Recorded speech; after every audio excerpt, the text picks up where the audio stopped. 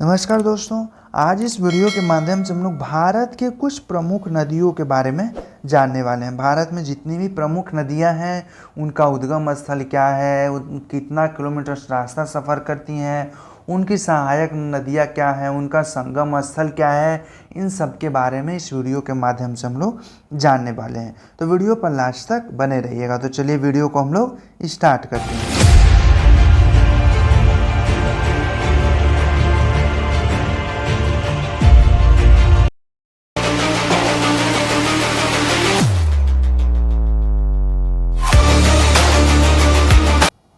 तो देखिए, जो हमारी सबसे पहली नदी है वह है सिंधु नदी। सिंधु नदी का उद्गम स्थल क्या है? तिब्बत में। सिंधु नदी कहाँ से निकलती है? तिब्बत से। और इसका संगम कहाँ है? अरब सागर में। सिंधु नदी निकलती है तिब्बत से और ये कहाँ जाके मिलती है? अरब सागर में। और इसकी लंबाई कितनी है? 2880 किलोमीटर। और भारत में यह केवल 1114 किलोमीटर का रास्ता सफ़र करती है। टोटल लंबाई 2880 किलोमीटर है, लेकिन भारत में केवल 1114 किलोमीटर का ही रास्ता सफ़र करती है। और निकलती कहाँ से? तिब्बत से। और कहाँ जाके मिलती है? अरब सागर से। अब हम लोग इसकी सहायक नदी देख लेते हैं। सहायक नदी इसकी कौन कौन सी हैं? सतलज है, चिनाब है, रावी, व्यास तथा झेलम। सिंधु नदी की सहायक नदी कौन कौन सी? सतलज, चिनाब, रावी, व्यास तथा झेलम। और अब हम लोग जानते हैं नेक्स्ट के बारे में।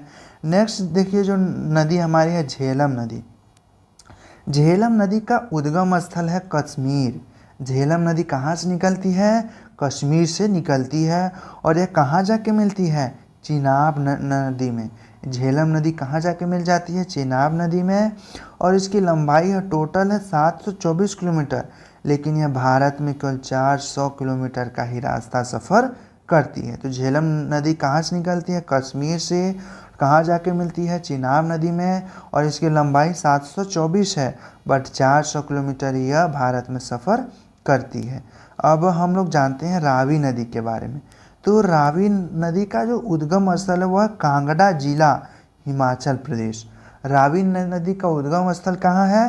कांगड़ा जिला, हिमाचल प्रदेश से रावी नदी का उद्गम स्थल है। और इसकी जो संगम स्थल है वह है चिनाब नदी में। चिनाब जो रावी नदी है वह कहाँ जाके मिल जाती है? चिनाब नदी में। और इसकी लंबाई कितनी है? 725 किलोमीटर टोटल लंबाई इसकी है। अब हम लोग जानते हैं चिनाब नदी के बारे में। तो देखिए, चिनाब नदी का उद्गम स्थल क्या है? उद्गम स्थल इसका है चंद्र तथा भागा। चिनाब नदी का उद्गम स्थल चंद्र तथा भागा। और इसका संगम क्या है? संगम है सिंधु नदी। चिनाब नदी कहाँ जाके मिल जाती है? सिंधु नदी में जाकर के मिल जाती है। और लंबाई इसकी है 1180 किलोमीटर भारत में है। लंबाई कितनी है? 1180 किलोमीटर टोटल भारत में है। और यह सिंधु नदी की सबसे बड़ी सहायक नदी है। जो चिनाब नदी है और सिंधु नदी की सबसे बड़ी सहायक नदी है। तो हमने अभी पहले जब सिंधु नदी के बारे में जब जाना था तो हमने जाना था कि सहायक नदियों में से चिनाब नदी भी एक सिंधु नदी की सहायक नदी है। यह सबसे बड़ी सहायक नदी है किसकी? सिंधु नदी की। तो चिनाब नदी के बारे में भी हम जान लिया। अब हम लोग आगे चलते हैं। आगे हम लोग जानते हैं सतलज नदी के बारे में। सतलज नदी का जो उद्गम स्थल कहाँ है? हिमाचल प्रदेश। सतलज नदी कहाँ से निकलती है? हिमाचल प्रदेश से। और इसका संगम कहाँ होता है? संगम हो जाता है इसका ब्यास नदी में। संगम कहाँ हो जाता है? ब्यास नदी में। और लंबाई कितनी है? टोटल है 1500 किलोमीटर, बट भारत में 1050 किलोमीटर का रास्ता सफ़र करती है। बाकी यह दूसरे देश में सफ़र करती है। और शिवालिक पर्वत को काटते हुए पंजाब में प्रवेश करती है। यह जो नदी है वह शिवालिक पर्वत को काटते हुए पंजाब में प्रवेश करती है। अब हम लोग जानते हैं नेक्स्ट नदी के बारे में। नेक्स्ट नदी जो मेरा है गंगा नदी, यानी भारत की सबसे प्रमुख और सबसे बड़ी नदी क्या है? गंगा नदी। उसके बारे में हम लोग जानते हैं। इसका जो उद्गम स्थल कहाँ है? उद्गम स्थल है गंगोत्री के पास गोमुख हिमानी से। यानी गंगा नदी कहाँ से निकलती है? गोमुख हिमानी से निकलती है। और यह कहाँ जा कर के मिलती है? बंगाल की खाड़ी में। यह इम्पॉर्टेंट है, इसको ध्यान रखिएगा कि गंगा नदी कहाँ जा कर के मिलती है? बंगाल की खाड़ी में। और यह कहाँ से निकलती है? गोमुख हिमानी से। किसके पास? गंगोत्री के पास से। और इसकी लंबाई कितनी है? 2525 किलोमीटर। गंगा नदी की टोटल लंबाई 2525 किलोमीटर, और यह टोटल भारत में अपनी रास्ता को सफ़र करती है। तो गंगा नदी की उद्गम स्थल गोमुख हिमानी, संगम बंगाल की खाड़ी, टोटल लंबाई 2525 किलोमीटर। गंगा नदी की देखिए सहायक नदियाँ बहुत सारी नदी हैं, लेकिन उनमें भागीरथी और अलकनंदा सबसे बड़ी नदियों में से एक है। गंगा नदी भागीरथी और अलकनंदा से सम्मिलित है, से मिलकर गंगा नदी जो है भागीरथी और अलकनंदा नदी से मिलकर के बनी है। अब हम लोग आगे देखते हैं। आगे है मेरी यमुना नदी। यमुना नदी का जो उद्गम स्थल है वह बंदर पूंछ के पश्चिमी ढाल पर स्थित यमुनोत्री हिमानी। यमुना नदी कहाँ से निकलती है? यमुनोत्री हिमालय से निकलती है। और यह कहाँ जा कर के मिलती है? प्रयाग में गंगा नदी में, यानी प्रयागराज में या गंगा नदी में जा कर के मिल जाती है। यमुना नदी कहाँ जाके मिल जाती है? गंगा नदी में जा कर के मिल जाती है। यमुना नदी की टोटल लंबाई 1375 किलोमीटर है। और इसकी सहायक नदी कौन कौन सी हैं? इसकी सहायक नदी है चंबल, बेतवा तथा केन। यमुना नदी की सहायक नदी कौन कौन सी?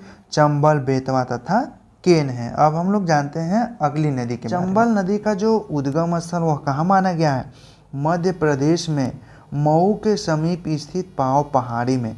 यानी चंबल नदी का उद्गम स्थल कहाँ है? मऊ में स्थित एक पाव पहाड़ी नाम का एक जगह है, वहाँ से चंबल नदी का उद्गम स्थल है। अब आगे देखते हैं। आगे जो इसका चंबल नदी का संगम कहाँ होता है? वह होता है इटावा, उत्तर प्रदेश, यमुना नदी में। यानी जो चंबल नदी कहाँ जा कर के मिलती है? इटावा में, उत्तर प्रदेश, जो उत्तर प्रदेश के इटावा में यमुना नदी में जा कर के यह मिल जाती है। चंबल नदी यमुना नदी में जा कर के मिल जाती है। और उसकी जो टोटल लंबाई है कितनी है? 995 किलोमीटर। चंबल नदी की टोटल लंबाई 995 किलोमीटर। और इसकी सहायक नदियाँ कौन कौन सी हैं? पहला है काली, सिंध, पार्वती, सिप्ता, बानस, कुरल। देश की सबसे गहरे गड्ढों का निर्माण करता है। यानी ये जो नदियाँ हैं यह देश में जितने भी सबसे बड़े गड्ढों का निर्माण करता है। तो हम लोगों ने चंबल नदी के बारे में भी जान लिया।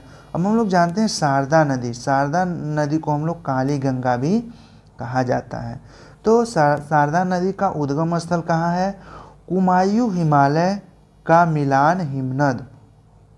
शारदा नदी का उद्गम स्थल कुमायूं हिमालय का मिलान हिमनद। अब देखते हैं आगे। आगे है कि इसका शारदा नदी का संगम स्थल कहाँ है? शारदा नदी का जो संगम स्थल है वह है बहराम घाट के समीप घाघरा नदी में। शारदा नदी कहाँ मिल जाती है? वो मिल जाती है शारदा नदी में जा कर के मिल जाती है। कहाँ? बहराम घाट में। अब शारदा नदी की टोटल लंबाई 602 किलोमीटर है। और इसकी सहायक नदियाँ कौन कौन सी हैं? शारदा नदी की सहायक नदियाँ सरमा, सिलार, सरयू और चौकिया। यह बहुत इम्पोर्टेंट है कि यह जो शारदा नदी है उसकी सहायक नदियाँ कौन कौन सी हैं? सरमा नदी, लिसार नदी, सरयू नदी और चौकिया नदी। तो यह भी शारदा नदी के बारे में हमने जाना। अब हम लोग जानते हैं घाघरा नदी के बारे में। स्थल माना गया है नेपाल में तकलाकोट, मपसा तुंग हिमानी। यानी घाघरा नदी का उद्गम स्थल मपसा तुंग हिमानी है। तो घाघरा नदी कहाँ जाके मिलती है? गंगा नदी में।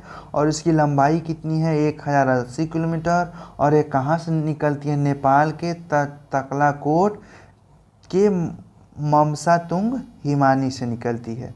अब आगे हम लोग देखते हैं जो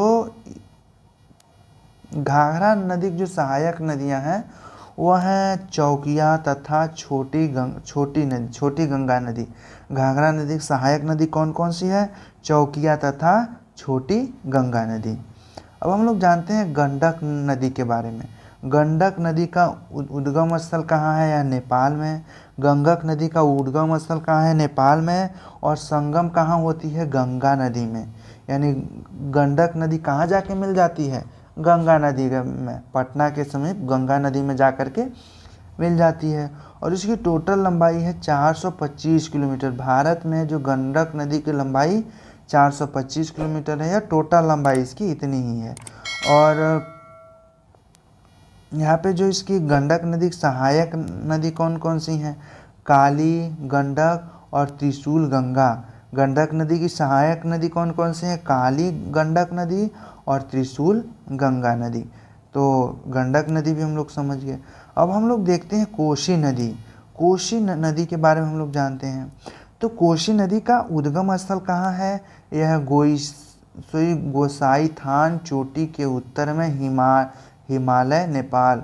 गोईसान चोटी के उत्तर में हिमालय नेपाल से कोसी नदी का उद्गम स्थल है। और इसका संगम कहाँ है? यह गंगा नदी में जाकर के मिल जाती है। कोसी नदी की लंबाई कितनी है? 730 किलोमीटर। और इसकी सहायक नदियाँ कौन कौन सी है? इंद्रावती, लिखू, दूधकोशी और यारू। और भी इसकी सहायक नदियाँ हैं, लेकिन इतना याद रखेंगे बहुत है। कौन कौन सी? इंद्रावती, लिखू, दूधकोशी और यारू। तो कोसी नदी का उद्गम स्थल कौन सा है? हिमालय नेपाल से। और संगम नदी क्या है? गंगा नदी। लंबाई कितनी है? 730। और सहायक नदियाँ इंद्रावती, लिखू, दूधकोशी। और अब हम लोग जानते हैं बेतवा नदी के बारे में। यानी बेतवा नदी को हम लोग वेत्रवती नदी के भी नाम से जानते हैं। तो बेतवा नदी का उद्गम स्थल कहाँ है? मध्य प्रदेश के विंध्याचल पर्वत से। यानी बेतवा नदी कहाँ से निकलती है? विंध्याचल पर्वत, मध्य प्रदेश के विंध्याचल पर्वत से निकलती है। और आगे देखते हैं, जो बेतवा नदी का संगम स्थल कहाँ है? यह है हमीरपुर यमुना नदी में। बेतवा नदी कहाँ जाके मिल जाती है? यमुना नदी में। कहाँ? हमीरपुर में। और इसकी लंबाई कितनी है? 480 किलोमीटर बेतवा नदी की लंबाई है। और ऊपरी मार्ग में झरनों का निर्माण करना। जो बेतवा नदी क्या करती है? ऊपरी मार्ग में झरनों का निर्माण करती है। बेतवा नदी का काम क्या है? ऊपरी मार्ग के झरनों का निर्माण। तो ये भी हमने देख लिया बेतवा नदी। अब हम लोग जानते हैं सोन नदी के बारे में। तो देखिए, सोन नदी का उद्गम स्थल कहाँ है? अमरकंटक की पहाड़ियाँ। सोन नदी का उद्गम स्थल कहाँ माना गया है? अमरकंटक की पहाड़ियाँ। और संगम इसका कहाँ है? पटना के समीप गंगा नदी में। सोन नदी भी कहाँ जा कर के मिल जाती हैं? गंगा नदी में। और कहाँ? पटना में। और इसकी टोटल लंबाई कितनी है? टोटल लंबाई है 780 किलोमीटर। 780 किलोमीटर। और नर्मदा के समीप इसका भी उद्गम होता है। यानी जहाँ पे नर्मदा नदी निकलती है, वहीं से भी इसका भी उद्गम होता है। तो अब हम लोग देखते हैं अगली जो नदी है हमारी ब्रह्मपुत्र नदी। ब्रह्मपुत्र नदी का उद्गम स्थल कहाँ है? वह तिब्बत में। तिब्बत में डुंग झील है ये, वहीं से ब्रह्मपुत्र नदी निकलती है। और इसका संगम कहाँ होता है? बंगाल की खाड़ी में। ब्रह्मपुत्र नदी का संगम कहाँ होता है? बंगाल की खाड़ी में। और निकलती कहाँ से है? तिब्बत के डुंग झील में। तिब्बत के डुंग झील से निकलती है। और इसकी लंबाई कितनी है? यह 2900 किलोमीटर। ब्रह्मपुत्र नदी की लंबाई 2900 किलोमीटर है, लेकिन भारत में 916 किलोमीटर की यात्रा तय करती है। और ब्रह्मपुत्र नदी की सहायक नदियाँ कौन कौन सी है? दिबांग नदी, लोहित नदी, कामेन, मानस और धन सिटी। यह ब्रह्मपुत्र नदी की सहायक नदियाँ हैं। तो ये भी हमने जान लिया ब्रह्मपुत्र नदी। अब हम लोग जानते हैं नर्मदा नदी के बारे में। तो नर्मदा नदी का जो उद्गम स्थल है वह कहाँ है? विंध्याचल पर्वत, अमरकंटक। विंध्याचल पर्वत अमरकंटक से कौन निकलती है? नर्मदा नदी। और इसका संगम कहाँ है? खंभात की खाड़ी में। जो नर्मदा नदी का संगम स्थल कहाँ है? खंभात की खाड़ी में। और टोटल लंबाई इसकी कितनी है? 1312 किलोमीटर नर्मदा नदी की टोटल लंबाई है। और यहाँ पे देखिए जबलपुर में भेड़ाघाट के समीप कपिल धारा जलप्रपात का निर्माण करता है। यानी जो जबलपुर में भेड़ाघाट सबसे फेमस जगह है, इसके बारे में आपने सुना होगा। तो जबलपुर के समीप एक कपिल धारा जलप्रपात का निर्माण कौन करता है? नर्मदा नदी करती है। ताप्ती नदी का जो उद्गम स्थल है वह है मध्य प्रदेश बैतूल जिला। ताप्ती नदी का उद्गम स्थल कहाँ है? मध्य प्रदेश के बैतूल जिला। और इसका संगम कहाँ होता है? खंभात की खाड़ी में। इसको ध्यान में रखिएगा कि ताप्ती नदी का उद्गम स्थल कहाँ? मध्य प्रदेश के बैतूल जिला से होता है। और संगम कहाँ है? खंभात की खाड़ी में। और इसकी टोटल लंबाई कितनी है? 724 किलोमीटर है। अब आगे देखते हैं। जो इसकी सहायक वो डेल्टा के बजाय एस्चुअरी का निर्माण करती है। यह बात ध्यान में रखिएगा कि जो ताप्ती नदी की सहायक नदियों में से एक नदी है पूर्णा नदी, वह डेल्टा के बजाय एस्चुअरी का निर्माण करती है। तो यह बात ध्यान में रखिएगा। अब हम लोग चलते हैं महानदी के बारे में। महानदी के बारे में हम लोग जानते हैं। तो महानदी का जो उद्गम स्थल है वह है छत्तीसगढ़ के रायपुर जिला। महानदी कहाँ से निकलती है? छत्तीसगढ़ के रायपुर से। और इसका संगम कहाँ है? बंगाल की खाड़ी में। महानदी का संगम नदी बंगाल की खाड़ी में। और इसकी लंबाई कितनी है? 825 किलोमीटर, 815 किलोमीटर, जो कि भारत में है। और इसकी सहायक नदियाँ कौन कौन सी हैं? सहायक नदी है ब्रह्मणी और वैतरणी। तो ये भी आप समझ गए होंगे कि सहायक नदी कौन कौन सी है? ब्रह्मणी और वैतरणी। महानदी की सहायक नदी ब्रह्मणी और वैतरणी है। तो अब हम लोग देखते हैं आगे मेरा है साबरमती नदी। तो साबरमती नदी का उद्गम स्थल कहाँ है? जय समुद्र झील, अरावली पर्वत। साबरमती का उद्गम स्थल कहाँ है? अरावली पर्वत में जय समुद्र झील से। और इसका संगम कहाँ होता है? खंभात की खाड़ी में। और इसकी लंबाई कितनी है? 371 किलोमीटर। तो साबरमती ये साबरमती नदी के बारे में जाना। अब हम लोग जानते हैं गोदावरी नदी के बारे में। तो गोदावरी नदी का उद्गम स्थल माना जाता है महाराष्ट्र का नासिक जिला। गोदावरी नदी का उद्गम स्थल नासिक जिला कहाँ का? महाराष्ट्र का। और इसका संगम कहाँ है? यह बंगाल की खाड़ी में। गोदावरी का संगम स्थल बंगाल की खाड़ी में। और निकलता कहाँ से है? नासिक जिला, महाराष्ट्र से। और इसकी लंबाई टोटल कितनी है? 1465 किलोमीटर की रास्ता तय करती है। अब इसकी सहायक नदियाँ कौन कौन सी हैं? इंद्रावती, पेनगंगा, मंजीरा और सबरी। सहायक नदी कौन कौन सी? इंद्रावती, पेनगंगा, मंजीरा और सबरी इसकी सहायक नदियाँ हैं। अब हम लोग जानते हैं आगे कावेरी नदी के बारे में। तो कावेरी नदी का देखिए उद्गम स्थल क्या है? इसका उद्गम स्थल है कर्नाटक के कुर्ग जिला इसका उद्गम स्थल है। कावेरी नदी का उद्गम स्थल कहाँ है? कर्नाटक का कुर्ग जिला। और इसका संगम कहाँ होता है? कहाँ जाकर के कावेरी नदी मिलती है? बंगाल की खाड़ी में जाकर के कावेरी नदी मिल जाती है। और जो इसकी सहायक नदी कौन कौन सी हैं? सहायक नदी है हिमावती, शिमसा, अकरावती और अमरावती इसकी सहायक नदियाँ। और टोटल लंबाई इसकी कितनी है? 800 किलोमीटर का रास्ता तय करती है। अब हम लोग देखते हैं आगे तुंगभद्रा नदी। तुंगभद्रा नदी का जो उद्गम स्थल कहाँ है? कर्नाटक में। तुंगभद्रा नदी का उद्गम स्थल कहाँ है? कर्नाटक में। और इसका संगम कहाँ होता है? कृष्णा नदी में। तुंगभद्रा नदी कहाँ जाकर के मिल जाती है? कृष्णा नदी में। और इसकी लंबाई कितनी है? 331 किलोमीटर की यात्रा तय करती है। और इसकी सहायक नदी कौन कौन सी हैं? वर्धा, मंगारी और हिंद। तुंगभद्रा की सहायक नदी वर्धा, मंगारी और हिंद नदी है। अब हम लोग देखते हैं आगे। आगे है मेरी हुगली नदी। हुगली नदी के बारे में। तो हुगली नदी का उद्गम स्थल कहाँ है? यह गंगा नदी की एक शाखा है जो पश्चिम बंगाल के धुलिया से अलग हो जाती है। यानी हुगली नदी का उद्गम स्थल क्या हुआ? गंगा नदी, क्योंकि वह इसका निर्माण गंगा नदी से ही होता है। और इसका संगम कहाँ है? बंगाल की खाड़ी में। यह बंगाल की खाड़ी में जाकर के मिल जाती है। आगे देखते हैं। और इसकी सहायक नदी कौन कौन सी है? जलांगी नदी। हुगली नदी की सहायक नदी जलांगी नदी है। आगे देखते हैं। आगे मेरी है कृष्णा नदी। कृष्णा नदी का उद्गम स्थल क्या है? कृष्णा नदी का उद्गम स्थल है महाबालेश्वर के समीप पश्चिम घाट पहाड़। कृष्णा नदी का उद्गम स्थल कहाँ है? महाबालेश्वर के समीप पश्चिम घाट पहाड़ से कृष्णा नदी निकलती है। और इसका संगम कहाँ होता है?